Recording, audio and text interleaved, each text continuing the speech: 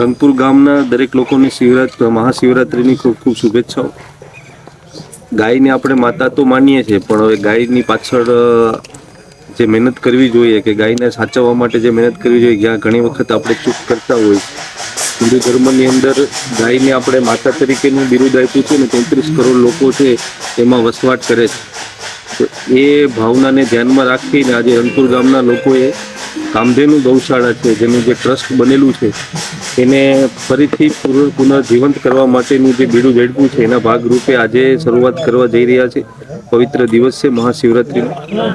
તો આ એક ખાલી ટ્રસ્ટની અંદર જે જોડાયેલા કે અહીંયા જે હાજર છે એ લોકોની જવાબદારી નથી, પણ ગામના દરેક લોકોની જવાબદારી છે કે રખડતી રઝળતી જે ગાયો છે એના માટેનો આશરો આપણા ગામને આંગણે બને અને આપણે ગામના લોકો એની સેવા કરી શકીએ, એ માટેના પ્રયત્નો સારા વિચાર સાથે ગામ લોકો, સરપંચ શ્રી છે, આપણે બચુભાઈ તાલુકા પંચાયતના સભ્યશ્રી છે, ઉપસરપંચશ્રી છે, બધા આગેવાનો છે, તો એમણે જે નિર્ણય અને નિર્ધાર કર્યો છે એમાં દરેક લોકો છે એ સાથ આપો।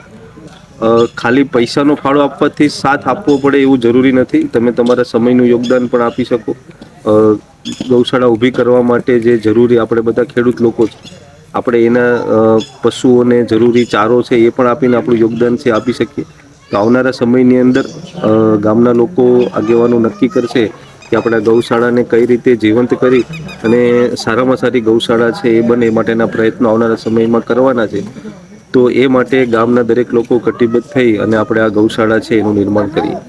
જ્યારે રંગપુર કામધેનુ ગૌશાળાને આજે લોકાર્પણ કરી અને આજે ગૌશાળા છે તે આપણે ખુલ્લી મૂકવામાં આવી છે, જેથી આપણા ગ્રામજનોને પણ બે હાથ જોડીને વિનંતી કરીએ છીએ કે જે આપણા ગામની અંદર રઝળતા જે ઢોર છે તે આપણા ગૌશાળા સુધી પહોંચવામાં સૌ મદદ કરો અને ગામ કાયમી માટે આપણે સાથ સહકાર આપો અને ગૌશાળા છે તેનો ઉજાગર થાય તેના માટે આપ સૌને હું નમ્ર આજે વિનંતી કરું છું। મહાશિવરાત્રિને પાવન દિવસે ભગવાન સત્યનારાયણ ભગવાનની કથા કરી અને આપણી રંગપુર ગામની ગૌશાળા ખુલ્લી મૂકવામાં આવેલ છે।